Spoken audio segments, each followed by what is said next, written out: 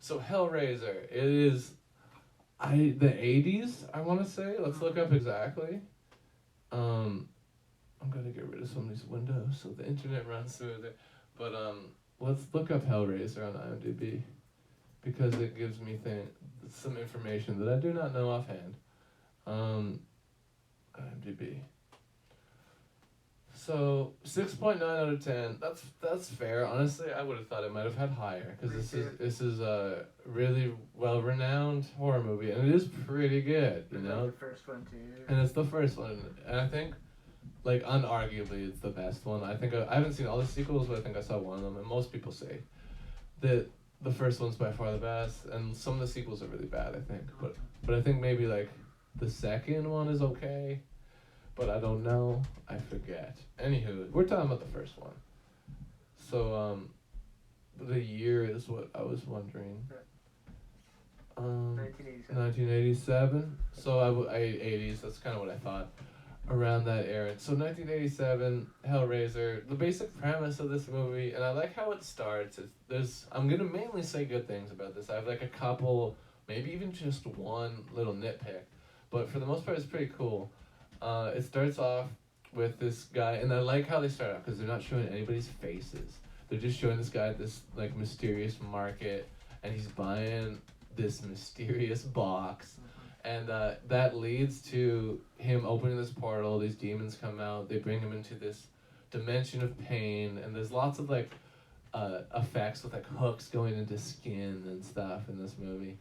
Very gory. It's super gory. I wouldn't show this to a small kid, although my dad probably showed us this when we were little. I know lots of people that grew up like that.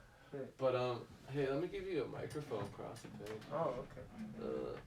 You're also behind a mask, so there you go. All right. Boom. But yeah, no, this movie's pretty cool, and like we said, the effects are gory, but they're very well done.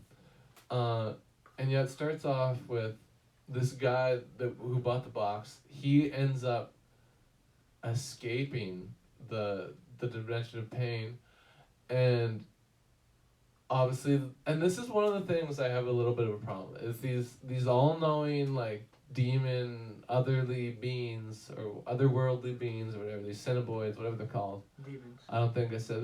They're demons to some, angels to others. Oh, yeah. Though. And that implies, and I think this is, because this is based on a book originally. I didn't read it, but I've heard a little bit about it. Because they talk about this pain dimension, but must also be a pleasure dimension and stuff, but they just don't show that because this is a horror movie. It would be cool to just see these other dimensions, and I think they're remaking this movie soon, and it would be cool if they included that in the remake. But yeah, one of the things that problem with is these guys are supposed to be all knowing and stuff, but they seem to not do enough, or like they just obviously are leaving the characters time to do stuff when you'd think that they would just stop it and take the guy back because they know you think that they would just know what's going on. So there's a little bit of that, but you can sort of just let that slide. That's definitely a nitpick, but it's just sort of like something I thought about.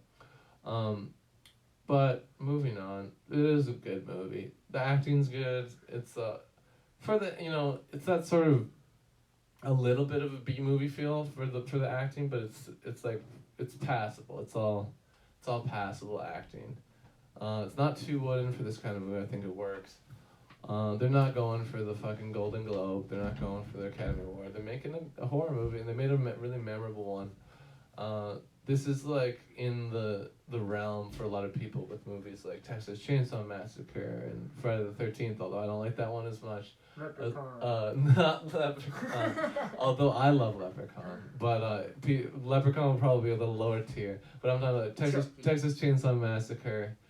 Chucky and Leprechaun would be on the similar tier.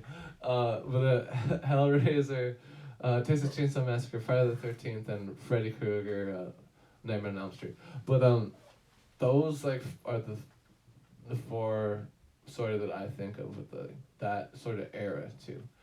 80s. But anywho, I'm getting a little bit off topic, but it's still sort of on it. Pinhead, I guess that's like what the guy with all the pins is called, but they don't say that in the movie. You know, that's just sort of I think what people speculated. So that's because he's got pins in his head, so he's Pinhead. So that's fine. I have no problem with that. It's fun. It's a fun nickname for him. But yeah, what else? The effects are really good, like I said. And then, okay, this is at the end of the movie. I'm sort of skipping ahead, but that's okay. This is how these reviews go. I just talk about what I remember in the heat of the moment. And let's make sure we're not frozen and we're doing okay. But there's a part at the end where all these demons are like coming after the main protagonist, this girl, and she's just, and this is sort of spoiler alert, but you know, I think you still enjoy the movie even with this information. She has this box that is able, it apparently can do a whole lot of shit. It can open these dimensions, and it can also just send back each of these demon guys individually, and that I did not understand. First of all, if it can do that, clearly it can do that. So that's fine. But how did she figure that out? How did she, like, you have to, like, turn it in a specific way for each guy? And, like, how did she just know each one? Like, I don't know. I was... Could have been possessed. And that's the thing. You can always, with this kind of thing, you can always just be like, well, magic. You know, you can, or spirits or whatever. You know, you can, with this kind of thing, you can always use that as an excuse. But it is something I did feel was noteworthy. I wanted to bring up. But yeah, thanks for watching, folks. You have anything you wanna tell? You haven't said anything yet. Go ahead. Can you hear me? Okay. I'll adjust your mic. Good talk. Testing, 1, 2. With Hellraiser, not too much of a fan of it, but it's make sure it is gone. But it's very gory. And it really leaves a lot to the imagination, that's for sure. When I watched it when I was younger, it was definitely a fright night for me and left me scarred. Yeah. Definitely for a bit.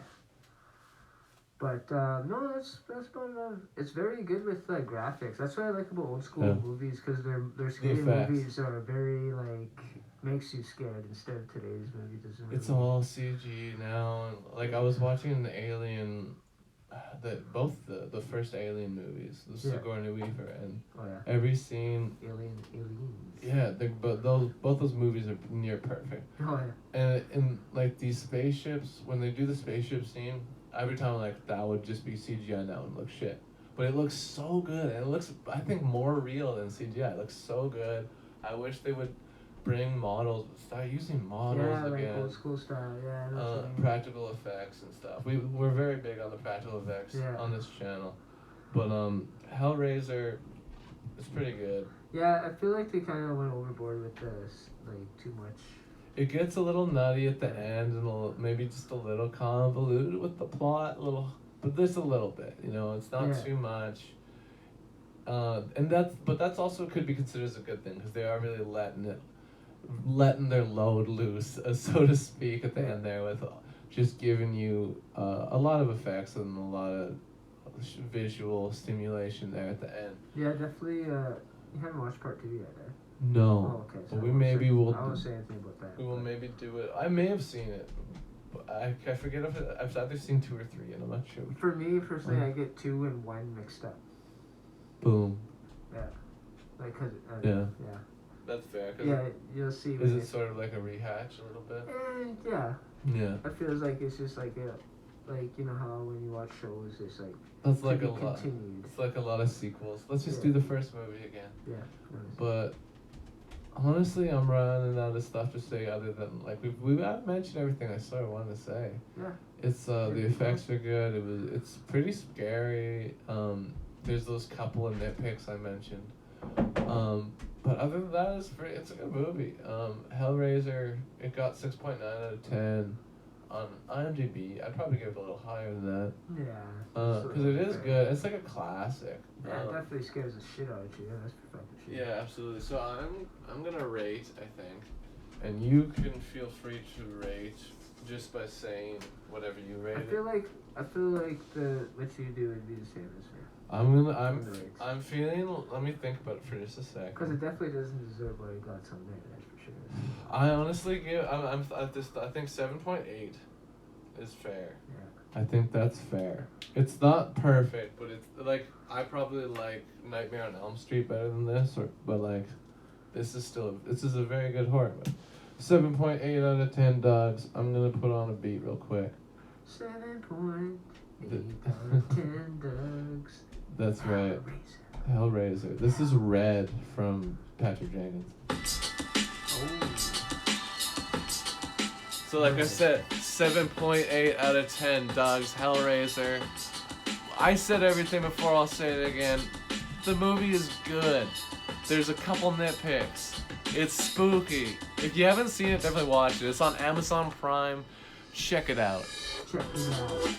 Amazon Prime. Check it out. Hellraiser on Amazon Prime. Only $8.99 a month.